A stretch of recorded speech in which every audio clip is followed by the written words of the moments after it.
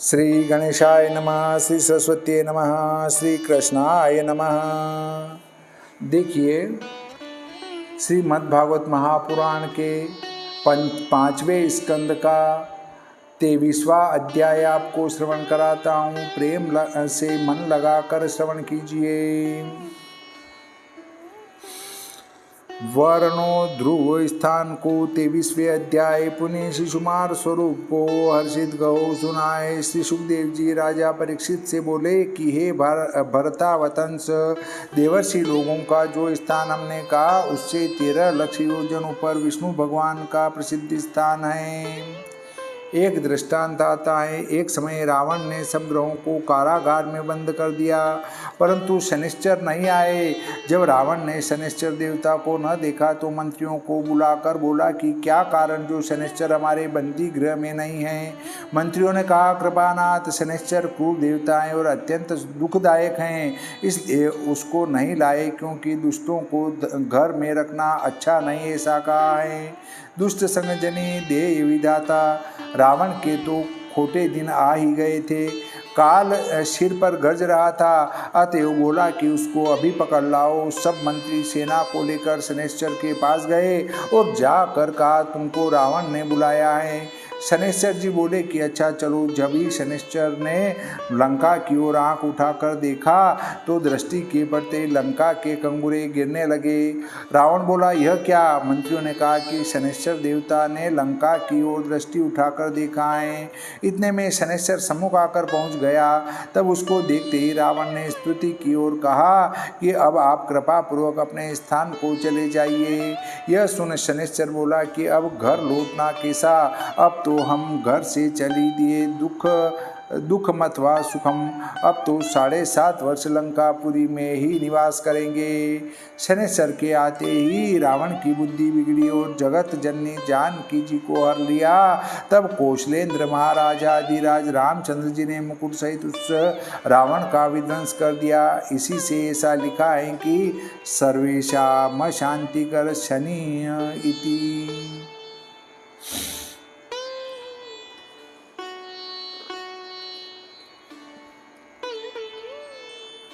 श्री सुखदेव जी राजा परीक्षित से बोले कि हे भारतावतंस, देवर्षि लोगों का जो स्थान हमने कहा उससे 13 लाख योजन ऊपर विष्णु भगवान का प्रसिद्ध स्थान है, जहाँ उत्तानपाद राजा के पुत्र महाभागवत ध्रुव जी, अग्नि, इंद्र, प्रजापति, कश्यप और धर्म इन सब के साथ जब नक्षत्र रूपी हुए थे, उसी दिन से आज तक प्रदक्षिणा दिया करते हैं और कल्प भर जीवित रहने वालों के आधार होकर भगवान की आराधना करते हैं।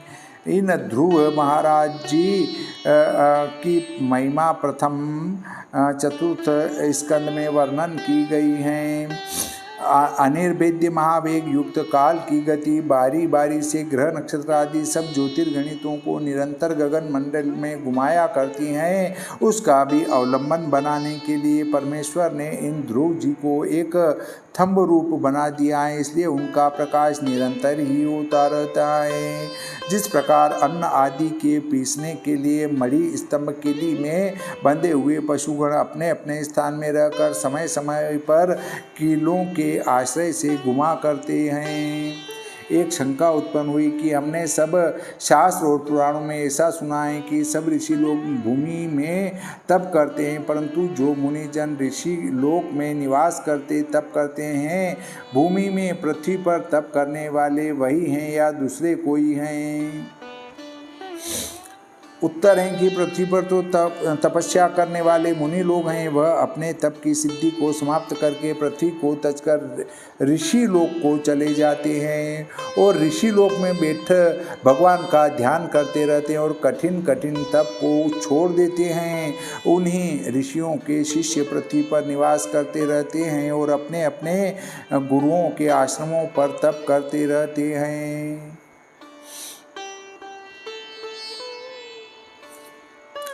जिस प्रकार अन्न आदि के पीसने के लिए मणि स्तंभ किली में बंधे हुए पशुगण अपने अपने स्थान में रहकर समय समय पर कीलों के आश्रय से घुमा करते हैं, वैसे यह ग्रहादि नक्षत्रगण भी काल चक्र के भीतर और बाहर में बंद कर इस ध्रुव ही अवलंबन किए हुए हैं और पवन के घुमाए हुए कल्प के अंत तक चारों ओर घूमते रहते हैं। परंतु जिस प्रकार मेघ और बाजादि पक्षी गण कर्म की सहायता से पवन के वश हो आकाश मंडल में घुमा करते हैं और गिरते नहीं, वैसे ही ज्योतिर्गण भी जिनकी गति कर्म से बनी हुई है, सब वे उन पर परम पुरुष के अनुग्रह से आकाश में भ्रमण करते हैं परंतु पृथ्वी पर नहीं गिरते। कोई कहते हैं यह ज्योतिष चक्र शिशुमार रूप में भगवान वासुदेव जी की योग धारणा से टिका हुआ है, इसलिए इसके गिरने की कोई शंका ही नहीं है।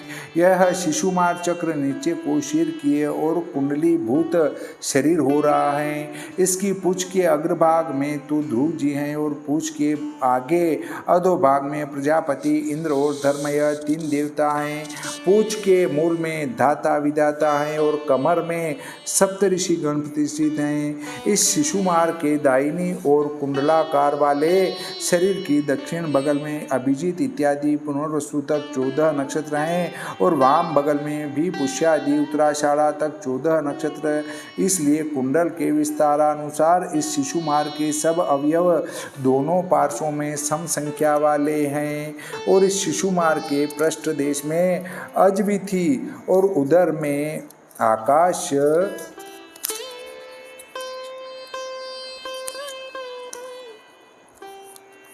गंगा हैं। हे राजन, ऊपर कहे हुए शिशुमार चक्र की दक्षिण ओर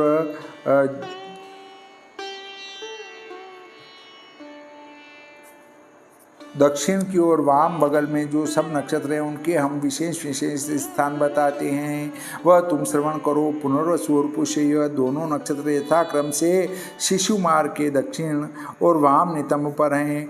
आर्द्रा और आश्लेषा यथा चक्र से उसकी दक्षिण और वाम चरण में हैं। अभिजीत और उत्तराषाढ़ा यथा चक्र से उसकी दक्षिण और वाम नासिका पर हैं।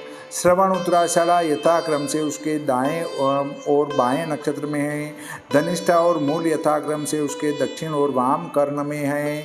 मगा आदि अनुराधा तक दक्षिणायन संबंधीय 8 नक्षत्र उसके वाम पार्श्व की अस्थि में लगे हुए हैं। इसी प्रकार से मृगादि राशि उसके उल्टे अर्थात उत्तरायण संबंधी जो 8 नक्षत्र हैं वे सब उसके दक्षिण पार्श्व की अस्थियों में लगे हुए हैं और शतभिषा व ज्येष्ठा यथाक्रम से उसके दाएं और बाएं कंधों में स्थापित हैं।